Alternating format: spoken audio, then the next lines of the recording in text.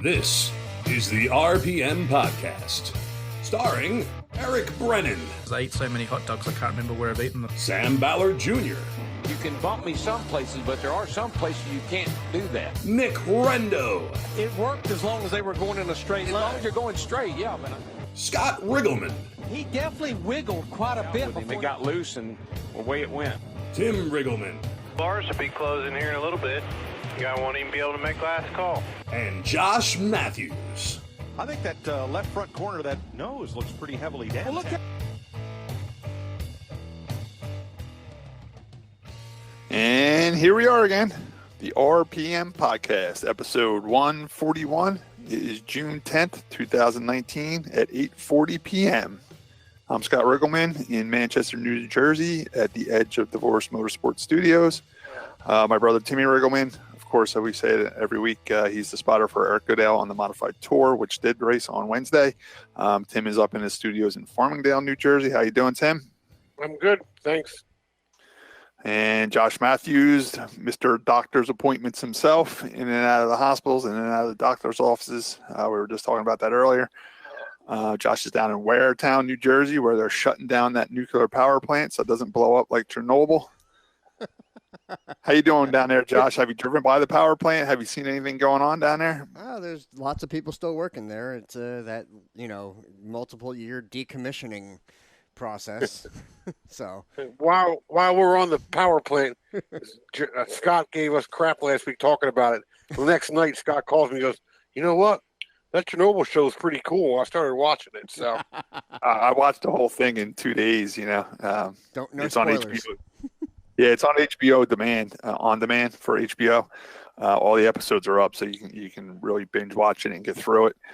My brother was 100% correct. Once you start watching, make sure you have time to kill because you're going to get hooked and you're going to keep watching episode after episode. It is a great show. you got to pay attention. Yeah, you got to pay attention. It's pretty cool. It's definitely a cool show. It's definitely well done. Definitely tells a horrible story in a good way and a bad way. Definitely check it out. All right. And today is Rain Delay Monday. The NASCAR race just got over with. It was postponed due to rain from Sunday. And usually, when it gets postponed on Sunday, they have it first thing Monday morning, and everybody sneaks away to listen to it at work while they're at work. But it was weird, Sunday when they finally gave up trying to get the track dry and then start raining again. NASCAR announced that they weren't going to show the race till 5 p.m. And I'm like, wow, that's crazy. But the reason they did, they looked ahead at the weather and they knew it was going to rain up to like 3 o'clock on Monday. So they just planned on a 5 p.m. start, which was great for the people that do work because you're home by 5:30 and you got to watch the race at home. Maybe you. Yeah, maybe you. Most people, I should say. And another thing that happened, too, that I wasn't aware of, because they knew it was going to be a late start, and by announcing a 5 p.m. start, I don't think the garage is open till like 2 o'clock or something like that. A lot of teams went home. They went home for the night instead of getting hotel rooms again and stuff in Michigan. A lot of them flew home, and they said they were home by like 8 p.m., and they didn't have to get back on the airplane till like 10 or 11 because they didn't have to be back at the track till like 3 o'clock because the cars are all impounded and everything. So it was a good call by NASCAR, and the rain did rain up there until about 3 o'clock, and then they got the track dry and they were ready to race at 5 o'clock. We all just got done watching it. We were all watching it while we were waiting to do our podcast. And Joey Logano won. He really dominated. He had the pole, most laps led, and won the race. It was a good race. It was a lot of passing, a lot of 4 wide, a lot of 3 wide, a few spins, a few wrecks.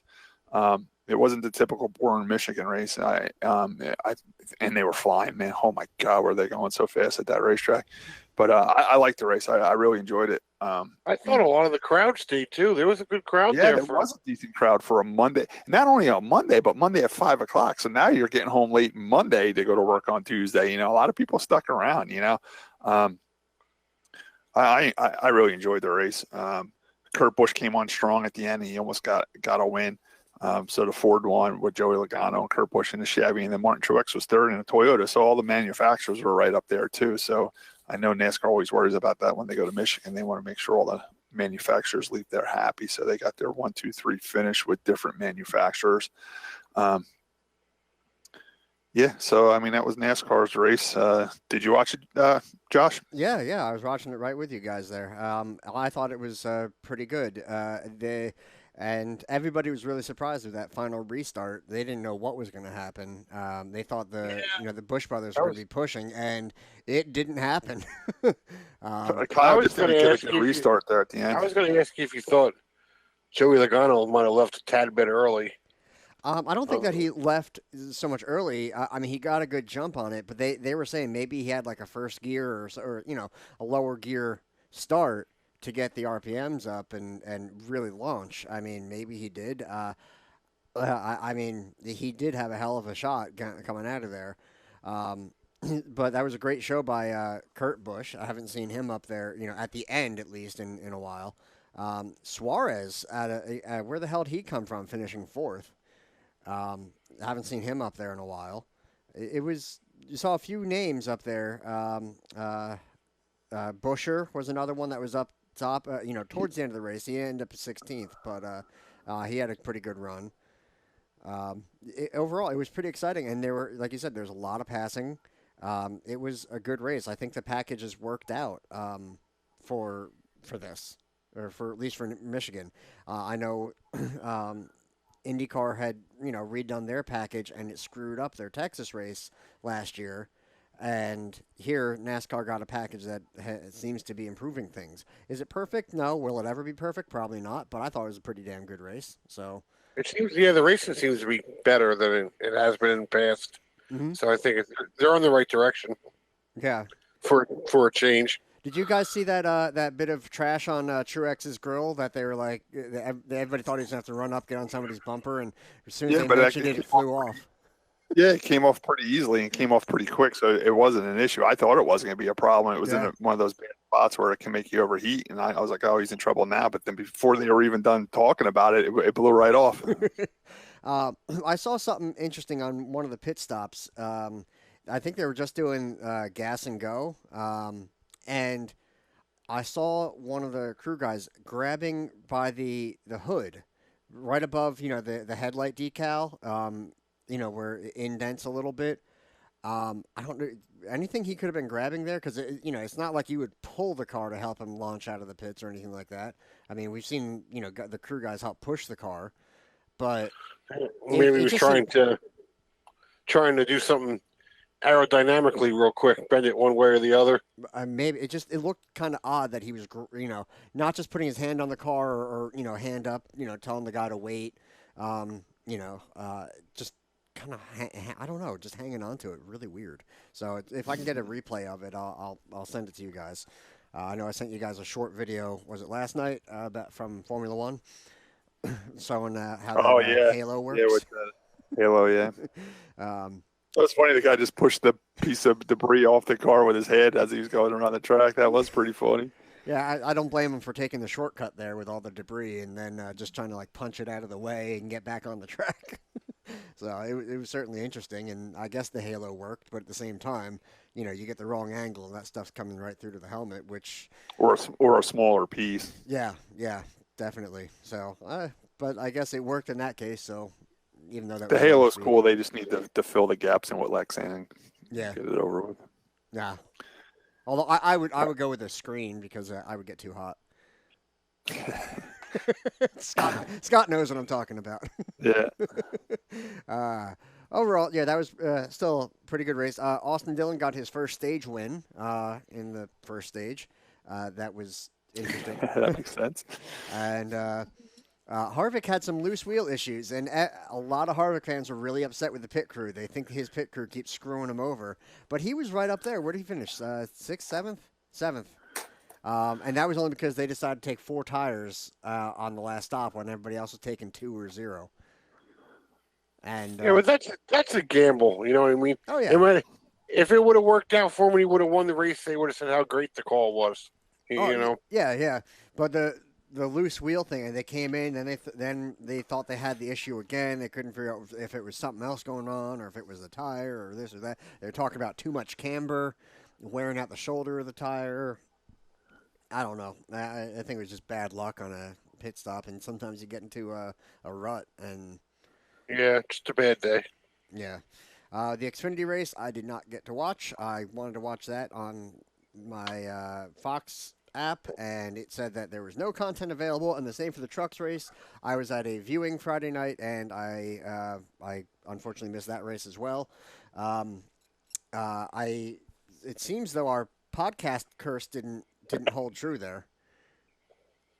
Now the truck race was awesome, and Greg Biffle, who is a previous guest on the RPM podcast, he does not have the RPM podcast curse because he went out and won that race, and he did it pretty cool too because he wasn't up front in the beginning of the race. He actually was riding around 12th for a while, and I did listen to some interviews with him. He was saying that it took him a while to figure out the new aerodynamics of the truck, and he said the kids were up front wrecking, so he kind of hung out around 10th, 11th, 12th.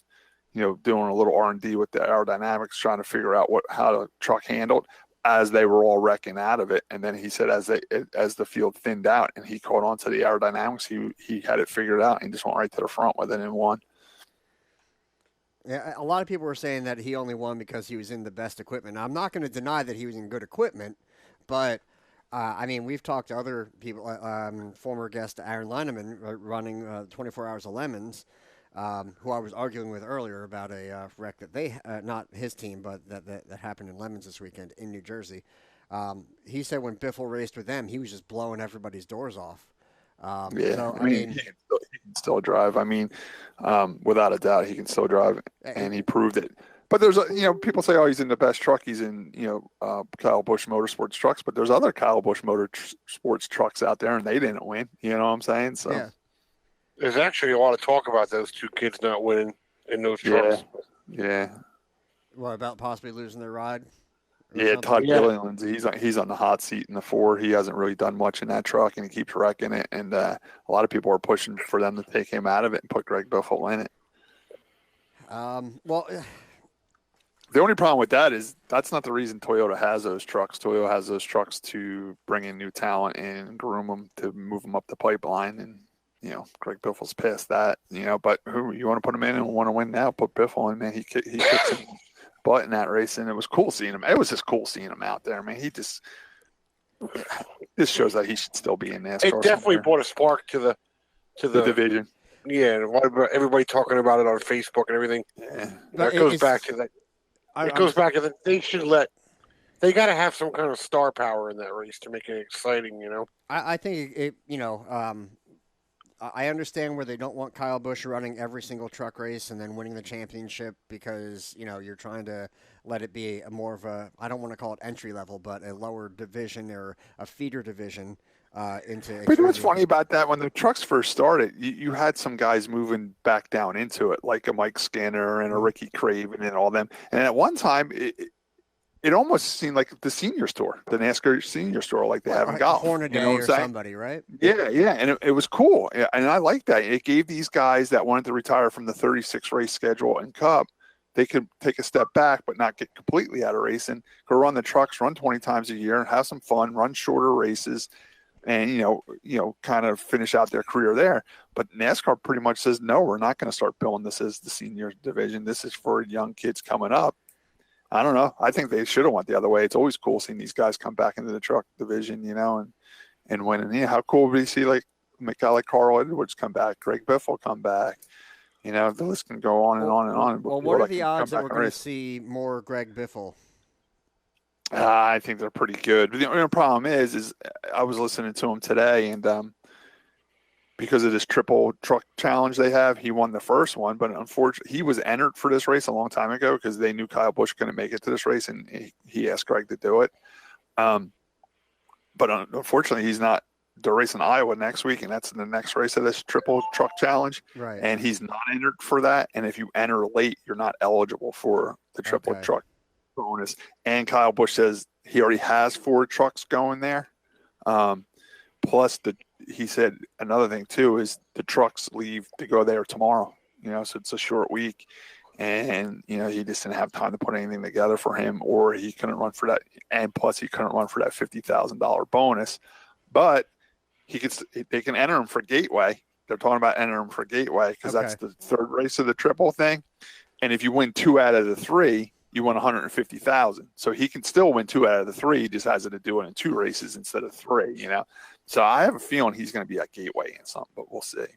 Oh, well, And the guy at Camping World who owns Gander that sponsors the truck series says he loved having Greg Biffle in there. And he said, Kyle, put him back in the truck. And Kyle Messenger back, he said, me and you will chat soon. So I think he's looking for a Camping World to throw some cash in for it, you know?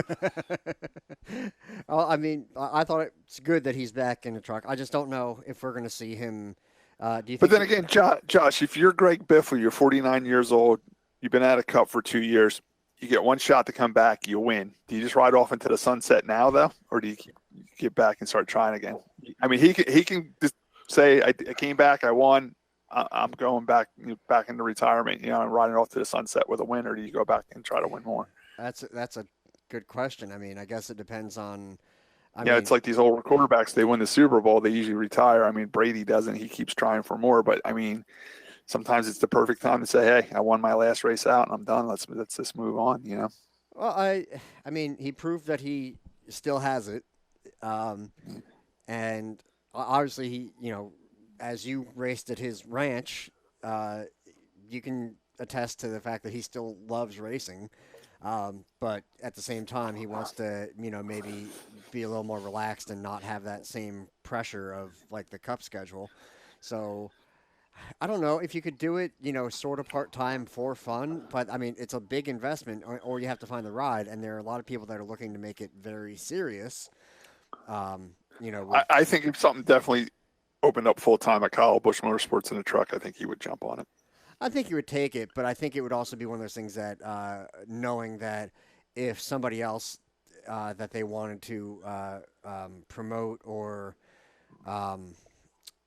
bring up, he might be out of that ride. You know, kind of like this is yours until we find something, at which point there's an understanding that you're going to Greg Biffle did mention that he was offered when he first lost his Cup ride with Roush, that Kyle Busch did offer him a full-time truck ride, but he didn't take it because he was hoping like another Cup ride would open up for him.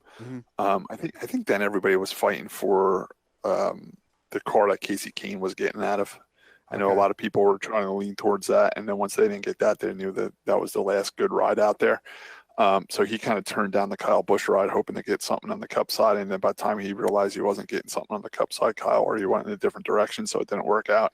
Right. So maybe now it will come together for him. But I tell you what, it's just cool. We have something interesting in the truck series to follow. Whichever way it goes, we get to watch and see what happens to Greg Biffle from here on out with the truck series deal. Now, you did say Biffle was a big Ford guy, right? Yeah, that was the only thing that didn't match in this was the Toyota deal, and he's a big Ford guy. But hey, if Ford ain't got nothing for you to drive, jump in a Toyota, you know. Yeah. Oh, yeah. No, if the ride's there, I just wasn't sure if there was any, you know, lingering stuff on the contract. Probably not once you're out. Well, but you know what it is too. Ford's not in the truck series as a manufacturer sponsor anymore, so there's really no tie there for him, or no conflict of interest with Ford or Toyota in that division. Right. Okay, that's fair. Yeah, but I just thought that was a little bit interesting with the whole situation.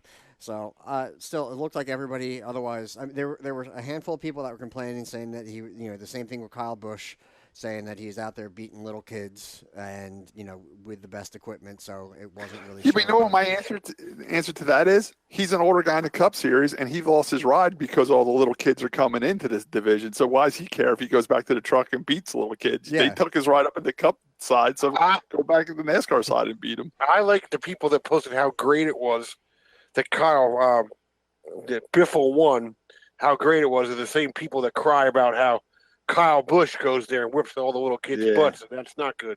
Guess what, people? He won in Kyle Busch's truck. Kyle Busch still won. Yeah. As a team owner, he gets it. So, yeah, I don't know. There were just some mixed reactions.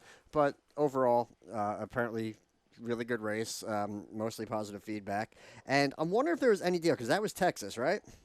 Yeah. And the next night, IndyCar was running at Texas. So I just wonder if there was any type of special deal that the track had so you could watch both races.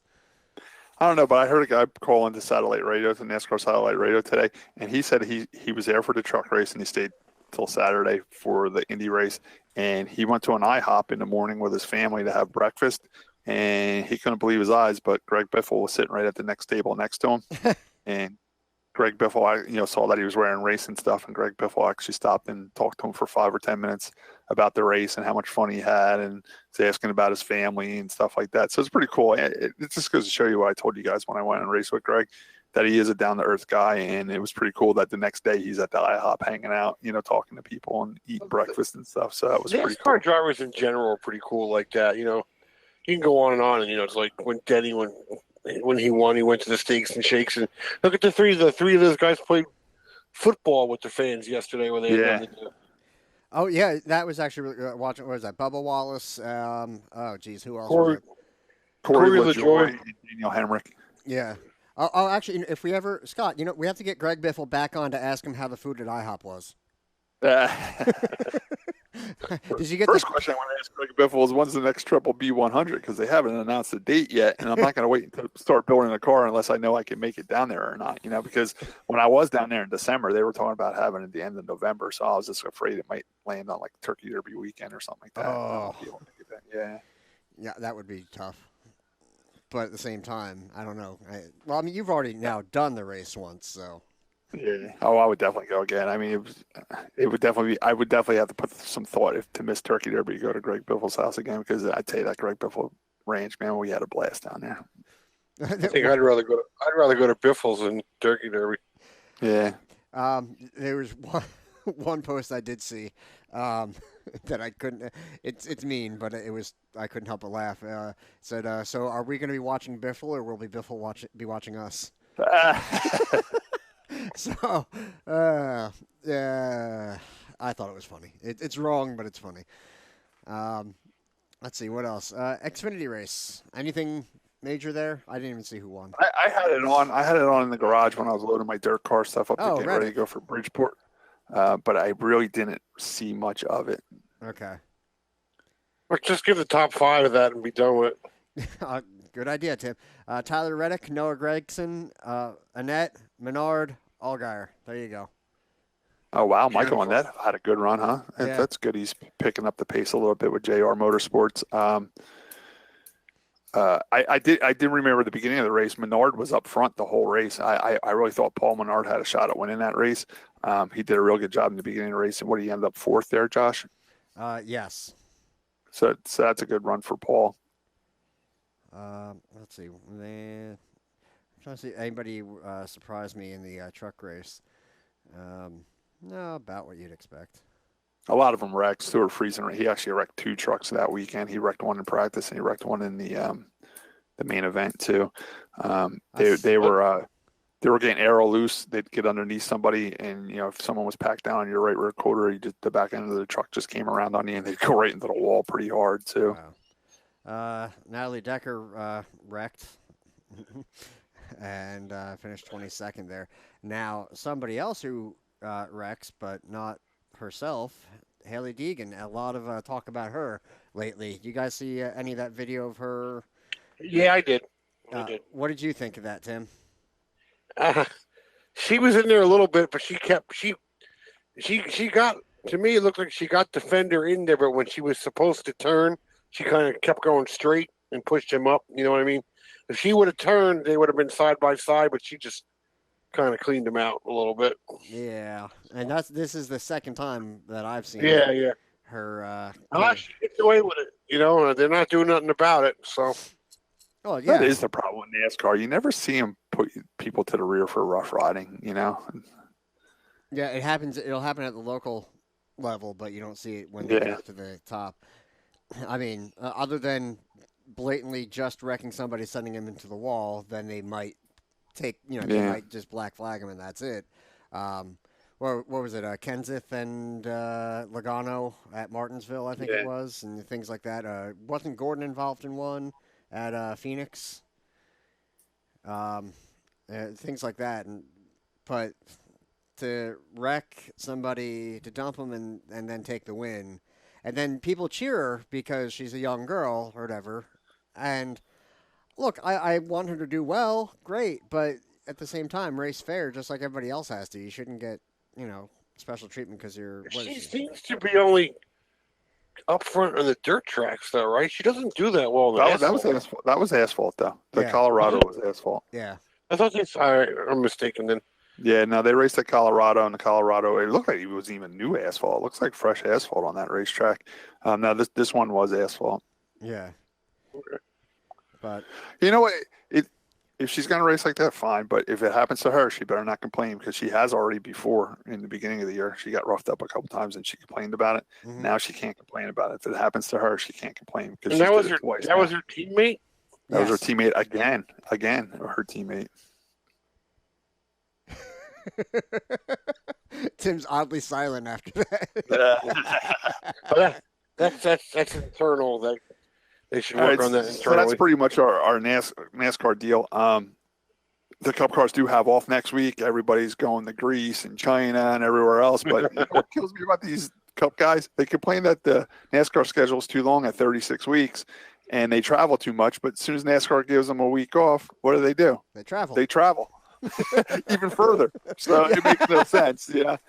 And I really feel bad for Jimmy Johnson that he had to let his family go to Greece without him Sunday night, and then he should have just taken the day off.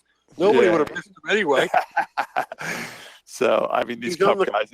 And Richard Childress just got back from China. It's like, whatever, man. He's probably over there hunting the Yeti or something. That guy. Yeah. So I don't want to hear these guys cry that their NASCAR schedule is too long. All right, so we're going to move on. Real quick, Kurt Busch is supposed to be going, I think it was with Ganassi. To Le Mans, right? Yeah, to check that out. And the one quote I heard was to, think about his future. I think he's going to come back. I think he's going to come back signed for next season. I really do from this trip. I mean, he just comes off a second-place finish. They only have a 1-year deal. He's doing the most in that one car that anybody has in a while. Mm-hmm. I think Chip Ganassi's is taking him to Le Mans to court him a little bit and to get a deal signed first, so Kurt stays around another year or two, which I hope he does. Kurt's a good racer, and I like to see him stay around a little bit longer and not get out too early. Well, he did well in the IndyCar we drove at the 500, didn't he? Hell yeah, he did. I'd love to see him do that again too. Like he finished in the top 10, didn't he? 6th, I think he finished 6th. I wonder if that would be part of the courting deal. Although, that's what I'm getting at.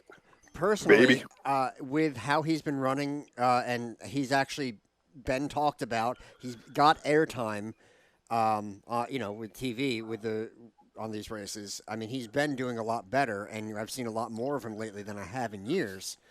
I'm not sure he would need much courting. I mean, this is the best ride he's at, because it didn't work out when he was in the 78. It didn't work out, in the 41. Well, I think the courting part to try to keep him staying around. He's 40 years old now, and the Monster Energy drink sponsorship is only year to year. So he wants to make sure that Chip has the finances to keep going, even if Monster doesn't come back. I think that's what they're really, really waiting on.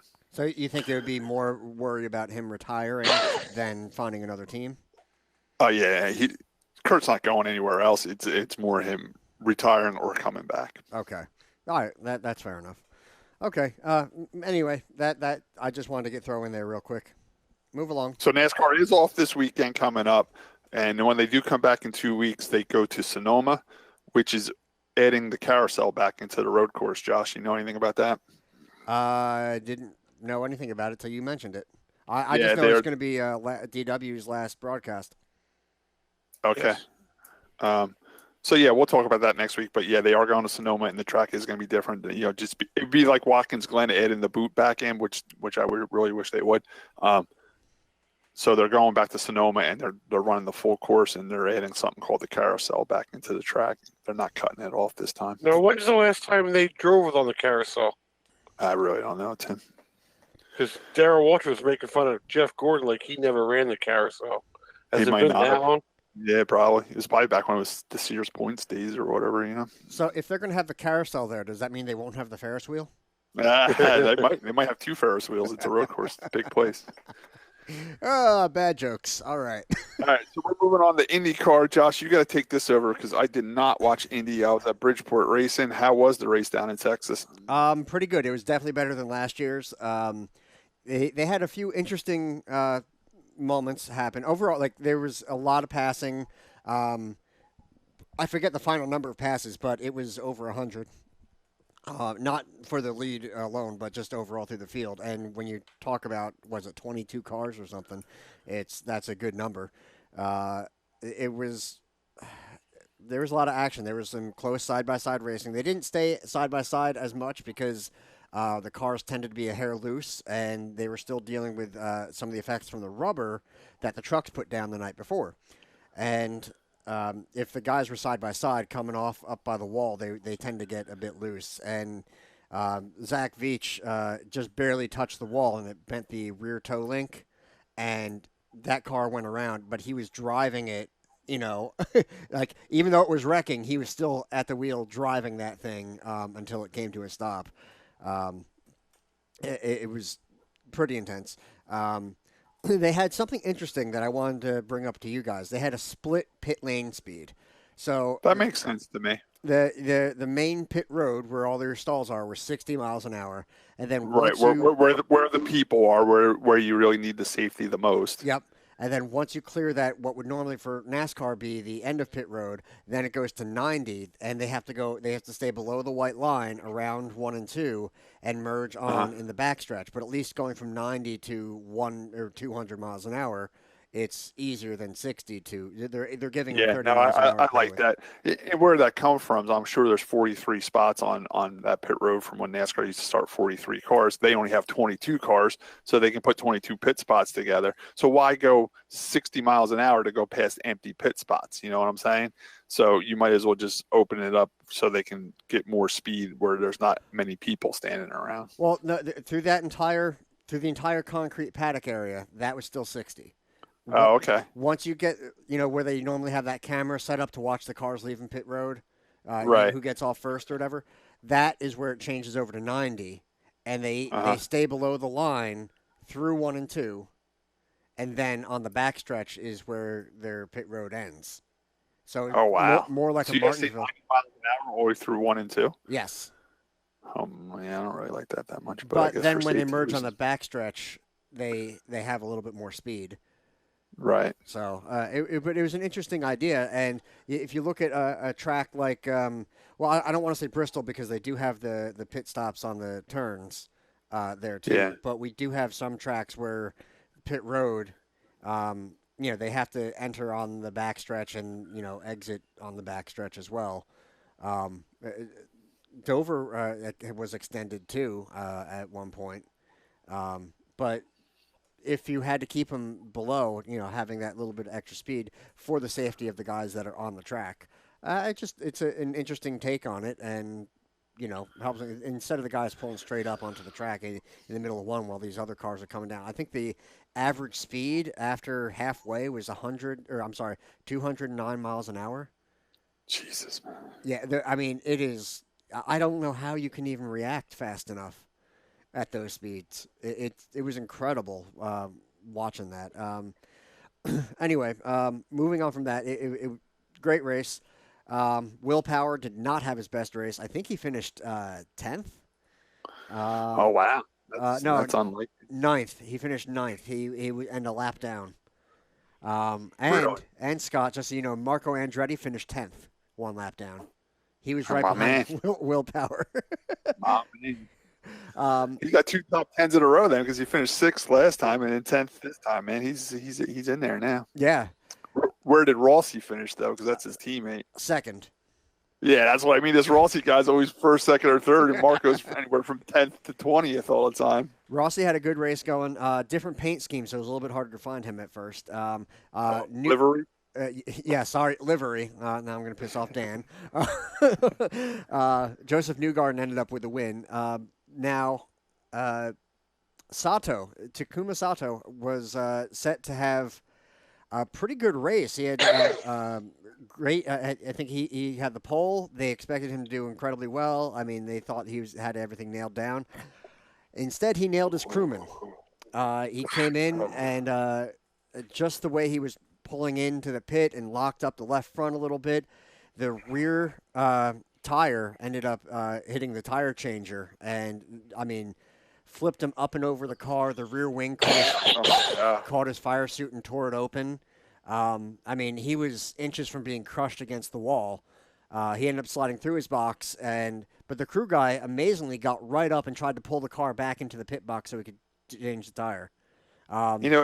It's coming off an Indy 500 too, where there was a lot of contact with crew members on pit road. It's just something they got to really take it easy. Be I'm wondering careful. if we should go to 40 instead of 60 in the pit lane.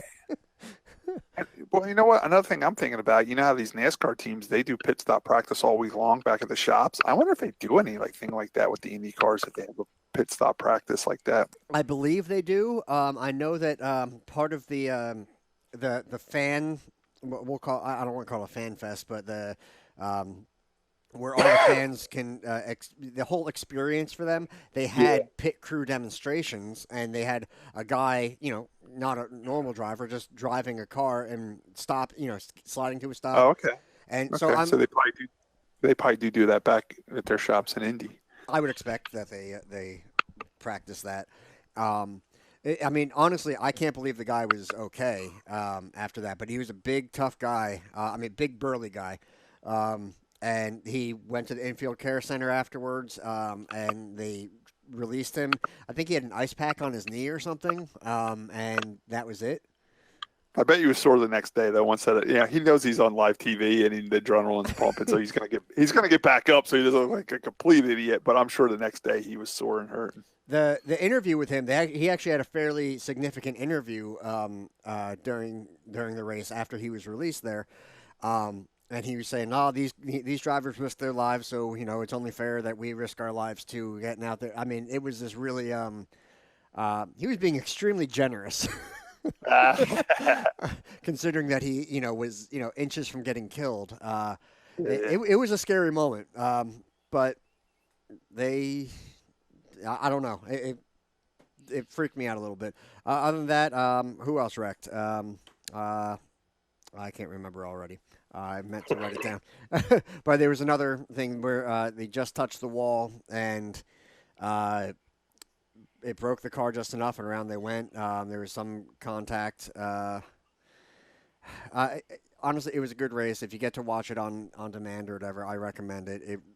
Honestly, it was fun to watch. It was probably one of the best races you're going to see this year. Tim would even watch it. And he doesn't. Can you give us the top 10 real quick before we get off the Indy stuff? Yeah. Race? So Josef Newgarden, Alexander Rossi, Graham Rahal, Santino Ferrucci, who has kind of come out of nowhere, similar to how Wickens came out of nowhere to do really well. Ryan Hunter-Reay with 5th, Simon Pagenaud in 6th, Marcus Ericsson, Sebastian Bourdais, Will Power, and Marco Andretti. Awesome. When's in the next race, Josh? Do you know? I don't have that pulled up. I forget. Look it up. They have a website. Hinchcliffe also was out early with the DNF. He got into the wall, and so. Okay, moving to Formula One. They were in Canada. Yep. Canada. The race went on about as you would expect for a Formula One race. Now, the only car that actually had a real problem was Lando Norris. The cars use engine braking as a major part of the rear brake, so the rear brakes in the car are actually incredibly small. I know, like on the factory stocks, we back them all the way off and use almost entirely front braking, other than whatever, depending on the gear that you're running in the transmission, might provide a little bit of engine braking for you. But the F1 cars rely on it a lot. And apparently his system failed, so he was using every last bit of the actual mechanical brakes in the rear suspension. They overheated, and they actually melted the rear suspension and caused his right rear to basically kick out, and he had to pull off the track. It was ridiculous. You don't see it very often, that's for damn sure. From there, I think we only had 1 or 2 other retirements, and that was really boring and in the pits or whatever. Pit strategies were coming into play, trying to find the right gaps and all that. But the big moment was Lewis Hamilton was putting some pressure on Sebastian Vettel. Vettel got loose going into the turn. I think it was turn 4 or 5. And went off the track, skidded through the grass, and came back onto the track. And when he came back on, he got in the way of Hamilton, and Hamilton had to check up. And the argument here is, he was still trying to regain control of his car after sliding through the grass. And, where can you go? You're coming back onto the track after skidding through the grass. Where are you going to end up? You're trying to regain control and do the best you can. The stewards thought that he went too far to the right and should have been able to, slow down more or something, and that he basically blocked Hamilton. And so they gave him a 5-second time penalty, which ended up giving Hamilton the win after they all crossed the line. Vettel was obviously upset, arguing or whatever, and you can't really appeal it. Once it's final, it's final.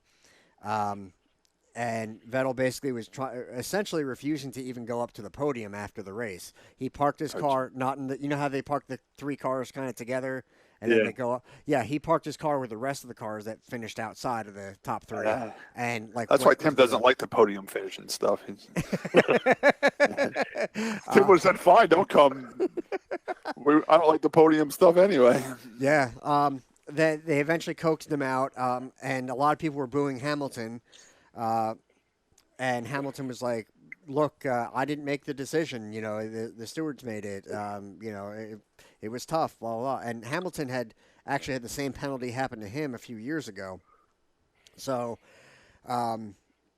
the thing was, in the moment, Hamilton on the radio had said, he came right across in front of me, unsafe,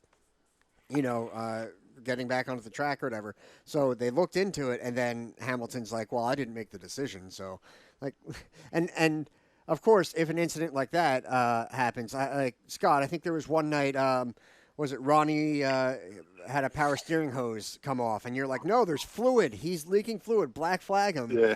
I don't think that you hate Ronnie by any means, but no, get him off the track, and it'll give you a position too. But at the same time, he's probably going to say, "Oh no, it's minor. It's burning off." I mean, it's the same thing for every type of racing. You're going to argue for your position when you're on the track. Vettel tried to say, "No, I had nowhere to go. What do they expect me to do? They're lucky I saved the car and didn't wreck anybody." And Hamilton saying it was unsafe. He nearly wrecked me, and complaining either way. So, a lot of people are really upset. Like fans are really upset, saying that the stewards made the wrong call on that one. Eric Graham thinks that they made the right call, and I don't know. I think it could have. I think it was somewhere in between. Personally, I think he could have held on to it just a hair better, and I think the stewards went a little overboard on it. But what are you going to do?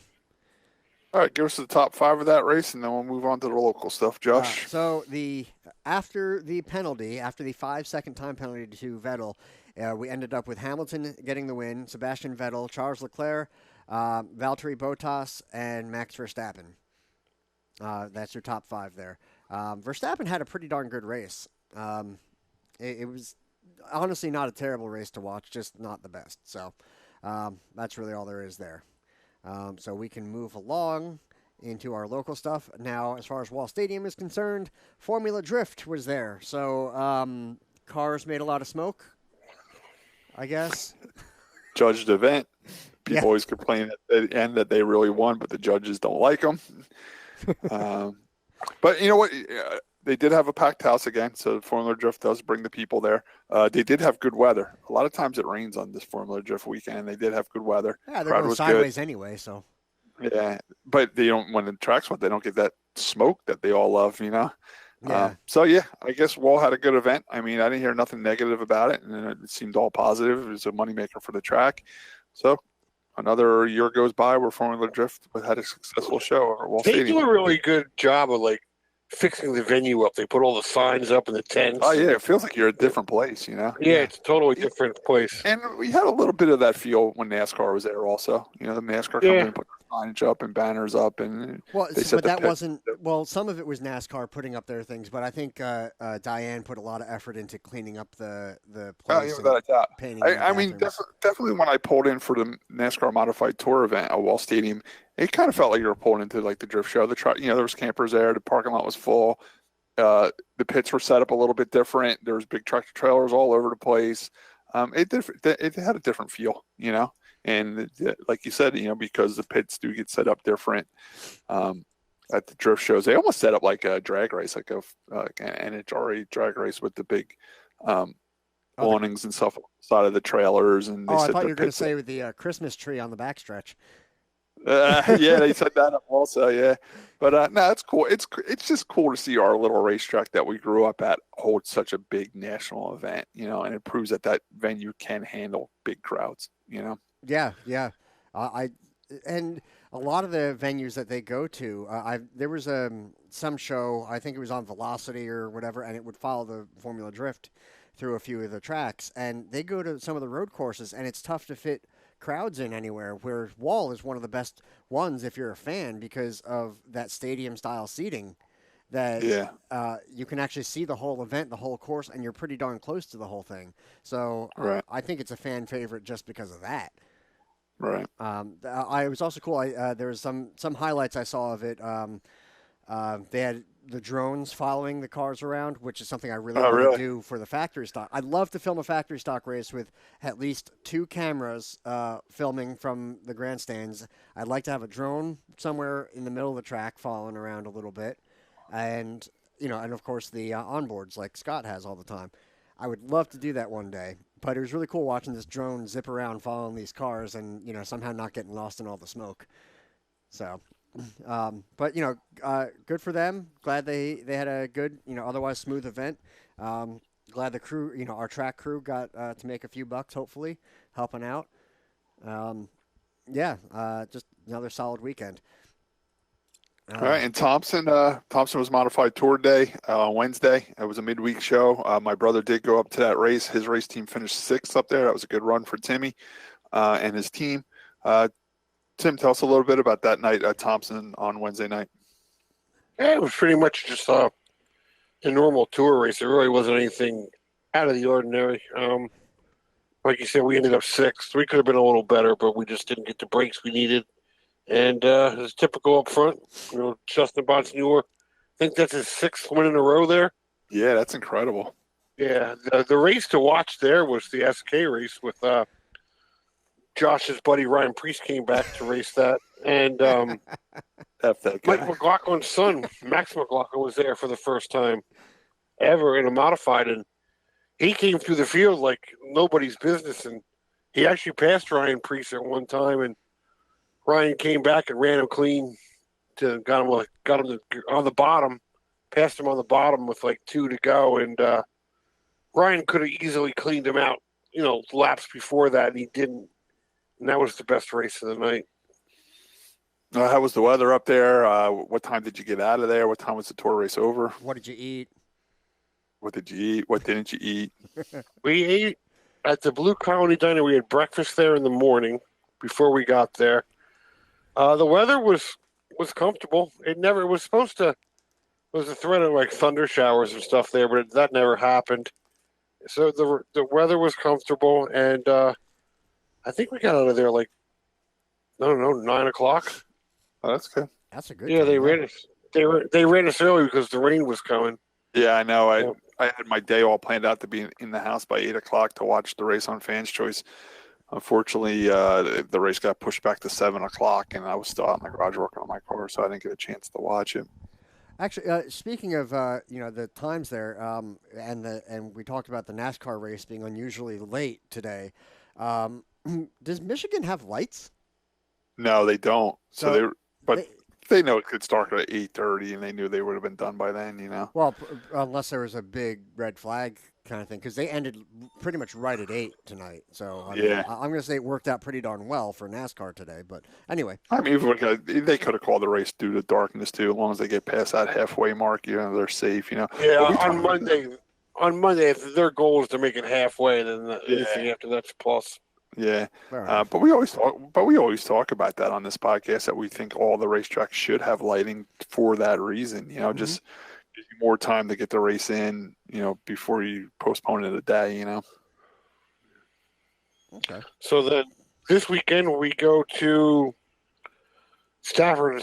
Both these races are non-tour races. We go to Stafford on Friday, and then we go to Riverhead on Saturday for the 300.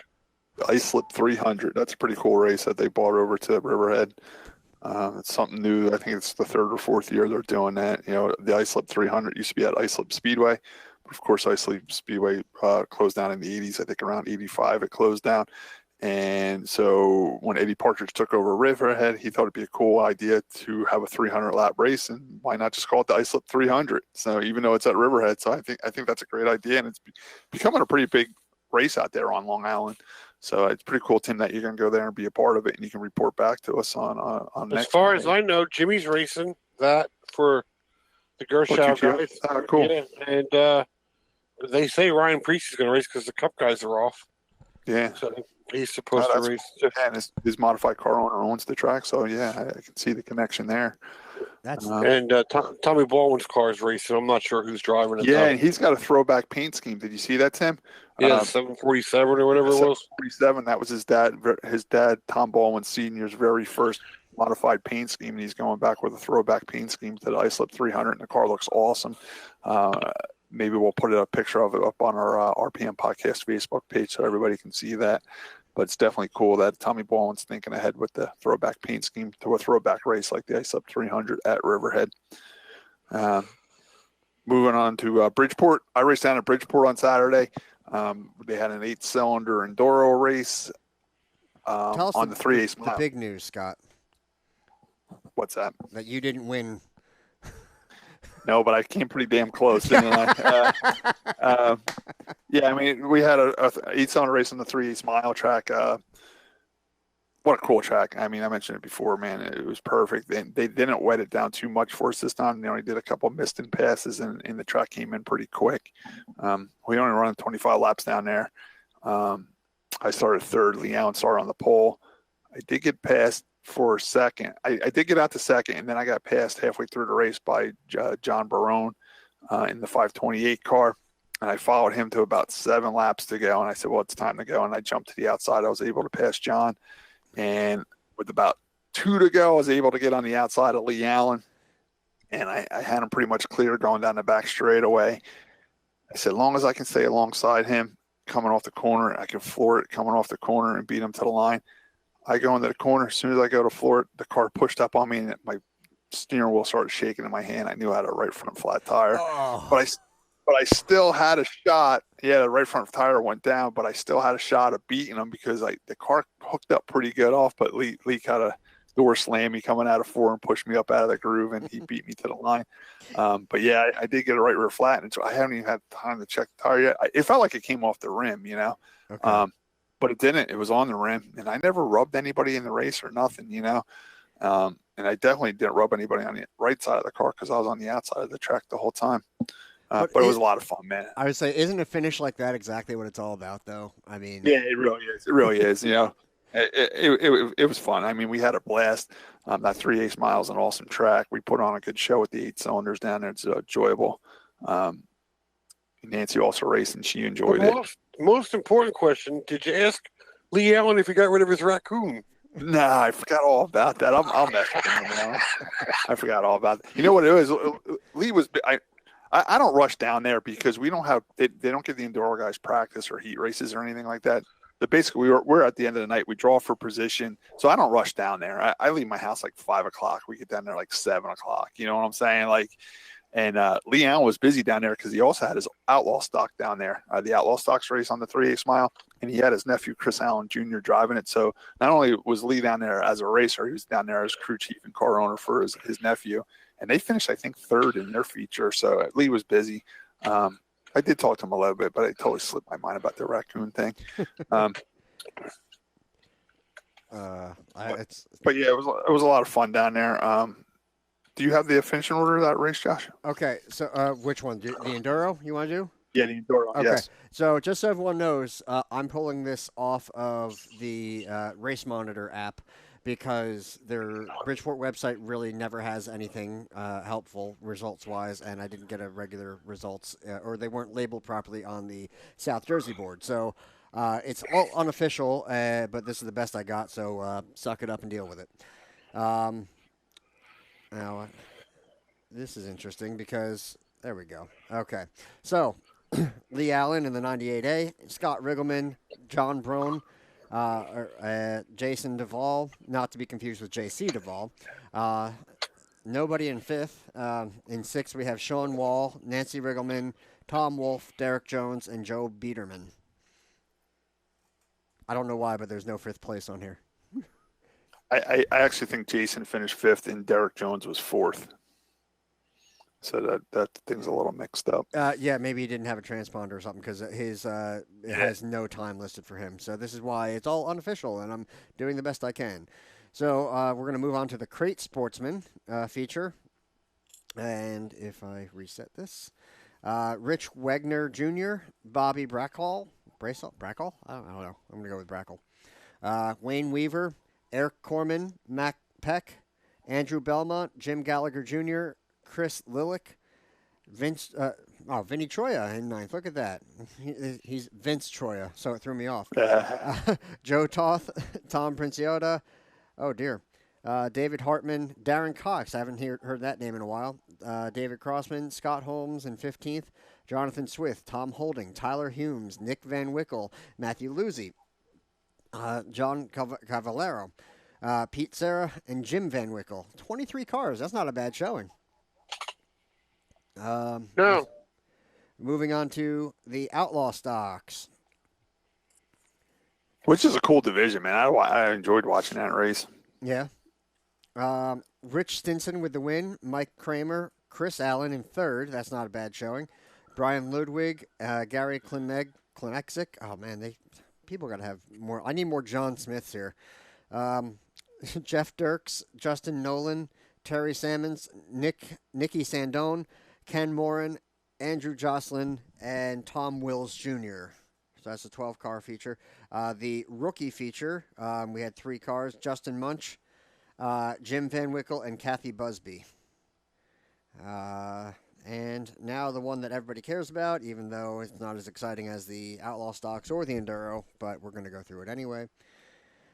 Billy Pouch Sr. With the win. That's not too surprising, though, right?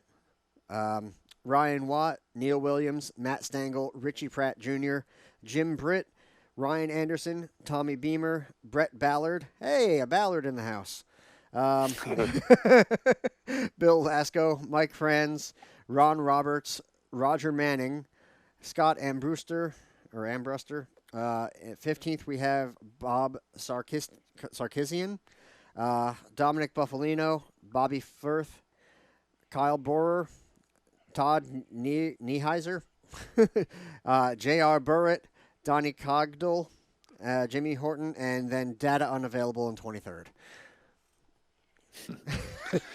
Just on an interesting note, we only had 4 races down there with the 8-cylinder cars on the 3A Mile track this year, and one did get rained out. And I thought it was weird that they had them all lumped together. Like, it started 4 weeks ago and we had 4 races in a row. Mm-hmm. And so after the race was over, all the officials like, oh, man, you guys put on a great race, man. We love having you guys down here. I'm like, cool, give us more races, And they're like, well, the problem is tonight's the last night for the 3/8 mile track. I said, what do you mean it's the last night for the 3/8 mile track? They're like, yeah, we switch over to the 5/8 mile track now. I'm like, all right, well, run us on the 3/8 mile. They're like, no, you don't understand.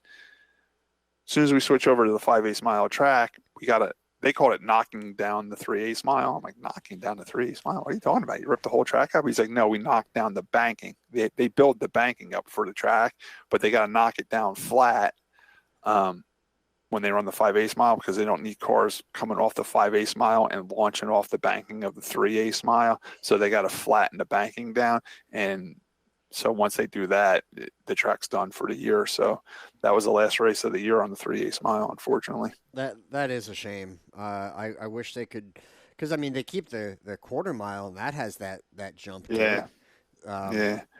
But the quarter mile is more like in the middle of the straightaway, where the 3/8 miles are kind of like going into turn 1, where right. The speeds are really super high. Plus, another thing I found out when I was down there is that the 3/8 mile points are also the 5/8 mile points. Like, so if you're racing a full season down there, you got to run the first 5 or 6 races on the 3/8, and then the points, if you're a modified point leader, then the points carry over to the 5/8. They're not separate. You got to race both tracks. That's one way to change it up. I mean, if you look I think it's awesome. I think it's really cool. I really do. So just when you think you're getting Bridgeport nailed down and they're going to change it on you. Yeah, it's pretty cool. It's pretty cool. I tell you what, that 5/8 mile track, man, I think that thing's enormous, man. Because we you use it as a pit road when you race the 3/8 mile. You pull out on the back straight. You go through turns 3 and 4 on the 5/8 to go to the front straightaway to 3/8, and then you enter the 3/8 track on the front straightaway. And then when you leave the track, you go around 1 and 2 to get back to the pit. So you do get to do a lap around the 5/8 when you're down there. And I tell you what, that track's so big and wide. I'd love to give it a try someday. What gear do you think you need for that? I mean, when I raced Thompson with my asphalt cars, and we would go to Thompson, which is a 5/8 mile, we'd run a 5:13. So you'd probably somewhere around there, 5:13, 5:30, something. Now, would you run that in second or? Yeah. Okay. Just How is technical the questions. crowd? How is the crowd there this week? The crowd was pretty good. The crowd's hard to see from the back straightaway pits. There is grandstands in the back straightaway that are huge. There's a big set of grandstands back there, but to look all the way across the infield to the front straightaway is pretty far. But there looked like there was a decent crowd there. They do a great job down there. Another reason I like those outlaw stocks too is they raced first. They were done by like 8 o'clock, Josh. Like their feature was over by like 8 o'clock. I'm like, how cool would that be every week? You know what I'm saying? Where we have the opposite thing at Wall Stadium, and we're getting done at 11 o'clock at night. I always tell people the hardest part about me racing now at Wall Stadium is just trying to stay awake long enough for my feature, you know? Yeah. Well, they got to start putting the sportsman last. Mm-hmm. And I think that's the right thing to do, and not just because I don't like them personally. I just think it's the best thing to do for the track, and let the people that want to get out of there get out of there. But this week at Wall Stadium on the schedule is the Garden State Classic, and it's 125 lappers, and they do have that race listed as last. So the factory stocks will be before that race this week if they stick to the schedule that they have posted on the computer. Right. Sometimes they don't because there's weather coming in and they want to get the modified race in, so they'll move things around. But if they stick with that schedule, the factory stocks are supposed to be racing early this Saturday at Wall Stadium. Yeah, well, I mean, it worked out for the tour race at Wall. I mean, if you weren't towing, you could have gotten out of there at a pretty decent time. Yeah, I would have stayed for the tour race and watched anyway. I wanted to watch that race. I know. But I'm just saying. Even though it was disappointing, I wanted to watch it. Meanwhile, I thought it was good. All right, just a couple more things I want to talk about local before we're done here. We do want to talk about New Egypt, and so Josh, if you want to go ahead and give us the feature finishes on that, just do the top 10, I guess, with these divisions here. Sure. I have a New Egypt story why he's looking that up. Well, I got it right here already, so All right, go ahead. You go first. Okay. All right, modified feature. David Van Horn with the win, followed by Pat Wall, Ryan Kraken? I don't know. Billy Pouch Jr., Davey Sammons, Ryan Godown, Brandon Grosso, Danny Book, Brian Papiez, and Rich Rutsky. And we're going to go to the notable is Kessler finished last. Anyway, sportsman feature finish. Bob Lyman Jr. with the win, followed by Jim Hausworth, Joseph Brown, Steve Davis, Ryan Heim, Dan Fleming, Will Trestensky, John Christian, I don't know, DJ Hunt, and that's your top 10 there. Street stock feature, Bill Leitka with the win, Jim Avery, Joe Reed, Billy Roble, Mick Search, Chris Martinez, Marty Durr, Dennis Seeley, Vern McLaughlin, and Chris Felber. The Mike's Performance Center 4 cylinders, Mike Fox with the win, Justin Dunn, TJ Graves, Joe Gary Sr., Jim Avery, John Chalella, Robbie Dunn, Joe Gary Jr., Dom Antonelli, and Scott Dunn. Now, notable thing that happened in New Egypt, I'm going to throw in there, Nicole Rosano, who races in the 4-cylinder division at Wall Stadium. A lot of the Wall Stadium guys with the Formula Drift in town went to New Egypt and ran. And Nicole Rosano apparently got to some sort of incident with another car and ended up getting shoved into the wall fairly hard to the point that her seat broke off of the mounts or the weld broke, I think you said, Scott, right? That's what they were saying on their Facebook page, man. That's crazy. That must have been scary. Yeah, I mean, that had to be a fairly significant hit and probably not the best weld at the same time because, I mean, if the car held together at all, that seat should have stayed onto it. But, I mean, otherwise she was okay, probably just shaken up a bit. But, yeah, that's scary, and hopefully they get that car back together and remount that seat. But go ahead, Tim. What's your story? That's a little one. Friday night, we were over camping at Scott's campground, meeting my mom and the girls. And as we were leaving there, we take the back way home just so we don't have to go get involved in the Great Adventure traffic, and it's more scenic for the girls. And we come to the four-way stop there by New Egypt Speedway, and we could see fireworks going off. So the girls wanted to go over there. I'm like, that can't be at the racetrack. There's nothing going on. Well, sure enough, we pull in the parking lot, and there it's at the racetrack. And the whole thing was like a grand finale. Like it just wasn't one or two. It was just one after another, 5, 6 together. And then it would stop for like 5 minutes, and then it would start up again, and it would go on for like 15 minutes, and then it would stop again, and then it would start again. It got to the point where the girls had just had their fill. Like they're like, "All right, it's time to go home, Daddy. We've seen enough fireworks, you know." So I checked in, you know, just as a joke that I was at New Egypt Speedway watching fireworks, and everybody's telling me, "Oh, you're wrong. It's from Great Adventure." I'm like, "Well, no, it's right off the backstretch. I'm not an idiot. I know where Great Adventure is, you know." And blah blah blah. And then I talked to some people, and apparently the firework company rented out the property to show their customers the new fireworks for the year. Mm-hmm. So it was like a show and tell for the firework company. Okay. And I got to see a free personal fireworks show. That's awesome. I mean, was free. Did you see any fireworks that were different? Yeah, they had these ones that they almost looked like snowflakes, like like the snowflakes where you would cut out of the paper when you were a kid. I've seen them before. They had them down at Disney. Yeah, they are pretty cool. Yeah, they were like the newest ones, and they had some look like almost like a starfish silhouette, same thing. Like big flat things come out. It's pretty cool. It's good for free. If it's free, it's for me. All right, and I also got a phone call today from our buddy Ted Grow up on the mountain there in Allentown. He's the announcer over at Evergreen Raceway. He just wanted me to mention a few things that Evergreen's got going on this weekend, and I told him I would. It's pretty cool what they got going on. They're racing Friday and Sunday this weekend. They have 2 separate shows.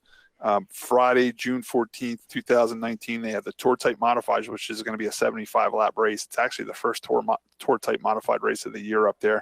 They keep getting rained out, so that's going to be pretty cool, a 75-lapper for them. Then they have the Street Stocks and the 4-cylinders.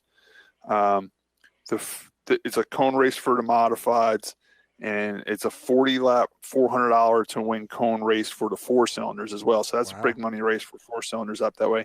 Gates open at 5 p.m. Grandstands open at 6:30 p.m. Racing starts at 8.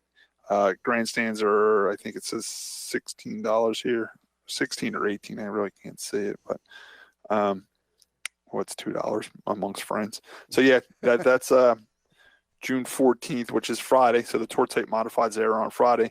Now on Sunday, they're racing again on Sunday, different divisions though. Sunday, June 16th, 2019, Evergreen Modifieds. And this is the race we talked about last year when we had Ted on the show. It was pretty cool. It's called the Factory Stock Duct Tape 50 Lapper, where they have that trophy that's made out of duct tape rolls and all that stuff like that.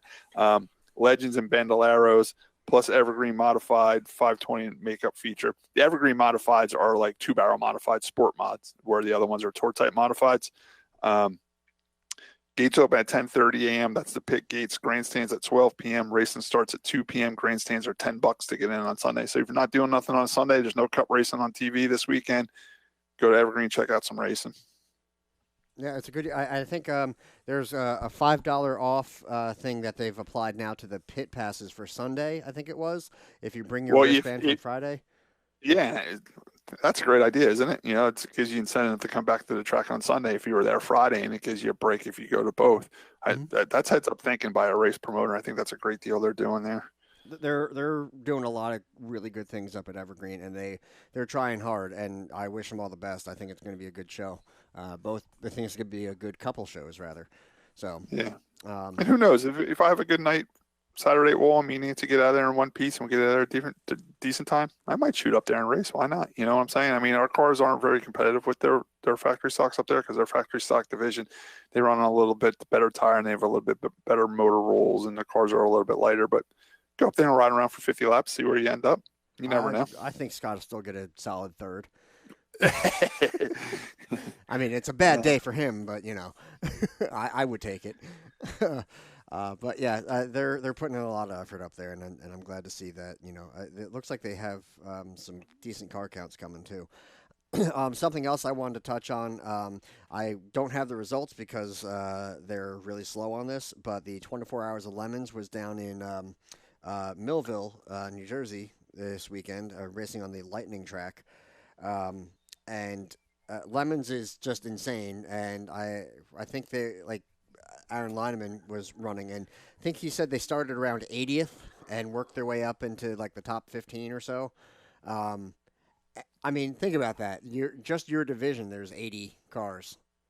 Right. I mean, that's crazy. That's like an enduro.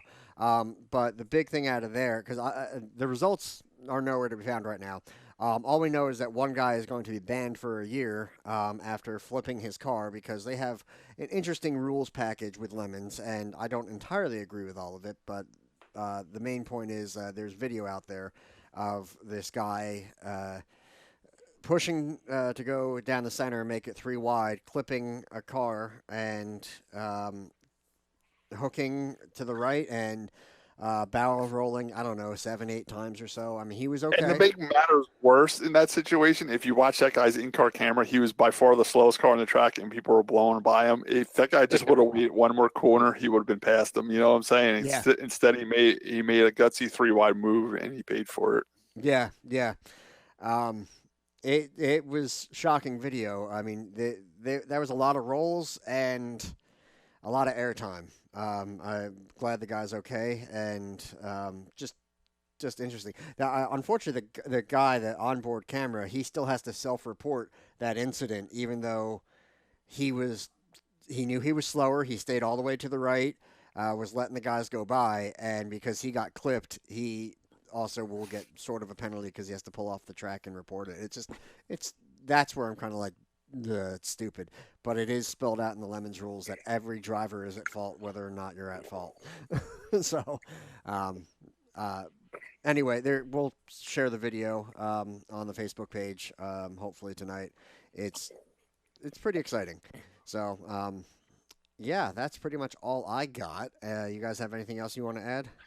No, just before we get to what we learned, you can go on second, Tim. I just want to say that it is the Garden State Classic at Wall Stadium this weekend. And Garden State Classic's always been another great race at Wall Stadium for many, many years. It's got a long history of Wall Stadium.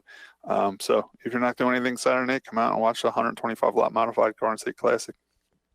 Good idea. Yeah. What do you got, Tim? My memories of that race were, Jimmy Spencer, he won that race. Jamie Tomatoes won that race a couple times. I think all the big names have won, but that used to be like that was 300 laps at one time too, wasn't it? 250. Yeah, that was a marquee race. It was a 300 lapper for a while, and they always had it on a weekend where other big names can make it. They always checked other schedules to make sure there wasn't much racing going on that weekend. Unfortunately, that's changed a little bit. It's pretty much just a Wall Stadium modified race where we don't get any outsiders anymore. I think competing against the 300, you're not going to get anybody.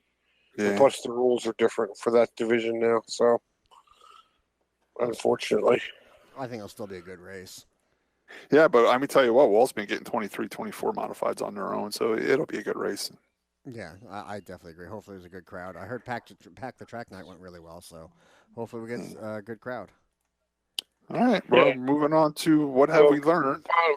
Josh did RPM research this week and checked into that ice cream place or whatever that was. How was that? Sweet Treats in Forked River. We love it there. It used to be called Sweet Kate's, and I don't know if it changed ownership or what, but yeah, Sweet Treats in Forked River across from the Home Depot. They have some of the best flavors and a lot of options. They also have like baked goods too.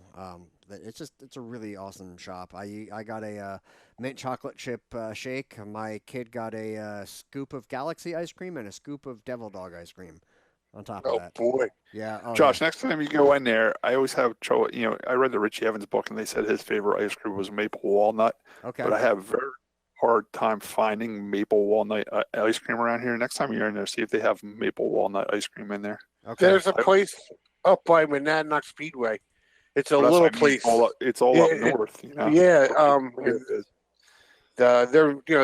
You can buy maple syrup on little stands all over the place. Yeah. And there's a little ice cream shop. It's basically no bigger than like a shed that you would buy, like at a store, a lawn and garden store. And their maple walnut ice cream is their specialty. And it's funny, after the tour races, there's like 13 18-wheeler modified tour haulers all lined up, all these people getting the ice cream. And I've had very many maple walnut ice cream, the shakes with it. Yeah, so if anybody listening around here, if they know a place, around the Manchester, Toms River area that sells maple walnut ice cream, just let us know. Well, I will research that for you next time I head up there. If you're a little bit farther up north, there's a place, they actually have a picture of Vern's factory stock in the window there, the Polar Cub on 22, Route 22 up there. I think it's Lebanon, but that's where I go camping a lot up in Round Valley Reservoir, and on our way home, we always stop at the Polar Cub for ice cream if they're open. They have Vern's picture in the window? Yeah. I definitely won't be stopping there. Ice cream shops up by Loudon Speedway, they sell maple walnut ice cream. Oh, the ones right before the track. Tim, it's only 6 hours away. Did Scooter report back to you on that IHOP meal? Oh, good call. We got in there. He got like what how they have like the hungry man or the lumberjack, whatever they call like their big. If anybody knows Scooter, he's not built like a lumberjack whatsoever. So he got that. Well, I forget. We'll call it the lumberjack for conversation's sake. It was 3 pancakes, 2 huge pieces of Texas toast, French toast, 3 eggs, 3 pieces of bacon, 3 sausage patties, home fries, and like a piece of ham. He's gonna need her Scooter after that. Yeah, and I had a Western omelet, so he definitely ate more than I did. He didn't finish it all, but he did a good job. Wow. I cannot eat a big meal like that and then travel. I can't do it, man. Some people sleep after that. I'd be putting myself with my stomach. I'd be way too at risk to travel. See, that's the thing. You gotta explain to Scooter. It's called the lumberjack because like a lumberjack would get up in the morning and eat that, right? But then all day he would cut trees down, burn that off. Scooter eats all that and then goes to sleep. So that's the Blue Colony Diner, exit 10 on Interstate 84 in Connecticut. Well, I got a few places I got to stop at. How far is that off the exit, Tim? Right off the exit. It's right there. Yeah. Is that the first time you stopped there? Oh, no.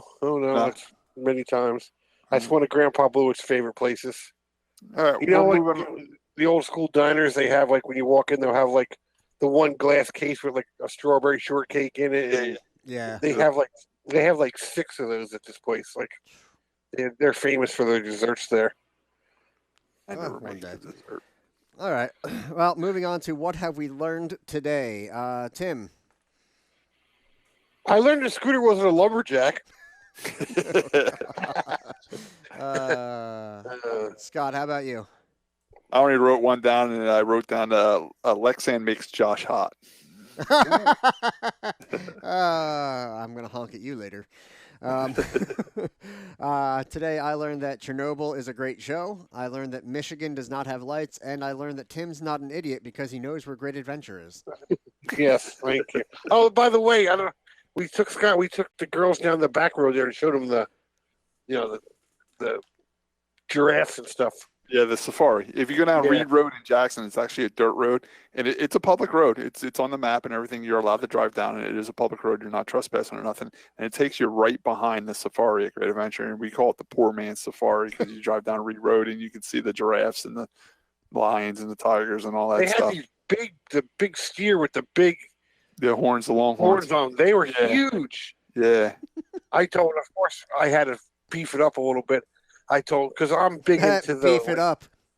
Yeah, I'm big into like the weird New Jersey and the Bigfoot and the Jersey Devil and all those conspiracy theories. So I told the girls we were going down this road, and it's going to turn from pavement to dirt, and that's back in the day when they, 1700s, there was a curse and they couldn't make the road any longer through here, but the dirt roads through there, and there's a haunted jungle in the woods that have all these animals. And I was like, there's no animals in here. And then when she saw it, she's like, I can't believe you were telling me the truth. I'm like, well, half the truth, yeah. and then there was a sign that said Six Flags Great Adventure. She's like, yeah, that's Great Adventure, Daddy. All right, after my what have we learned? I learned Tim lies to his kids. Hey, Josh, you worked at Great Adventure for a while. You got any like crazy stories from working there, like about fireworks or anything like that? Or would you stay and watch the fireworks when you worked there? Did you get any like backstage access to stuff like that? The park would close at like 10, and you were there minimum an hour longer between putting the rides, shutting down everything, putting things away, cleaning. Even though they have like a grounds crew that cleans, like they're the ones that go around changing the garbages and sweeping and all that. Yeah. They don't go into the ride lines or anything like that. So you're responsible for cleaning your entire ride area. And then sometimes they'd be really swamped, and they would have the rides people go and help clean other areas. Like I've stayed late and helped clean the parking lot and stuff like that. Oh, really? We'd be there till 1 a.m. and then have to. Did you ever find anything cool out in the parking lot, like like a stuffed animal or someone's wallet or anything like that? I've found so many lost in between coins and lost wallets and broken cell phones. I mean, it becomes so boring because you just see them everywhere. More interesting was when I worked at Superman for a while. That was really close. The station was close to the parking lot, so you could look out over the parking lot. And like some guy had a generator for his camper out there that started to catch fire. There were two girls doing it in a car, and I had a security guard watching them with binoculars from up there. There's some interesting, inappropriate things that people do. I love the people that jump fences and try to climb into the danger zones and the restricted areas. Like, oh, well, I had to get my phone out of there. Like, yeah, you almost got run over by the ride, and it's happened to other parks. Like, a guy literally had his head knocked off because the ride he went where he wasn't supposed to, and the ride came through. And I know we're supposed to look at, we look everywhere we can, but we can't watch every inch of the ride at all times. And just stupid stuff like that. It's more you see people doing stupid things, or no matter how many instructions you give them or how many times you repeat them, nobody's listening, and then they just do the same stupid stuff over and over, like put your stuff to the side and then like hang on to it like, oh, what do I do with my bag? I just told you 10 times. So yeah. All right, well, it's 10:03 p.m. That kind of concludes the RP Podcast, episode 141. All the comments and stuff that we got a lot of comments and over the last couple of weeks that you guys sent me. That's good. Yeah, definitely keep the comments coming. Keep messaging us, and people like when we talk about them. Share it on your Facebook and stuff like that. Get out, the more people that listen. We've been having a great couple weeks. A lot of really good responses. And Brendan the Gent, I haven't emailed you yet. I will. And Anthony Bozzella, I got to message him again too. This was a little wacky with the Monday NASCAR race and all that, but we will get you guys on sometime very soon. So thank you guys for listening, and thank you guys for emailing and messaging and all that. Just everybody share the show. We haven't talked to Mayor of Shimtown in a while. We got to do more IndyCar stuff to keep him interested. But yeah, so otherwise, I think tonight went pretty well. And Scott, I'll let you close it out. All right, that's wraps up episode 141 of the RPM podcast, and we will see you next week on Monday. And go to wall. Go to wall. Good night, everybody. Thank you.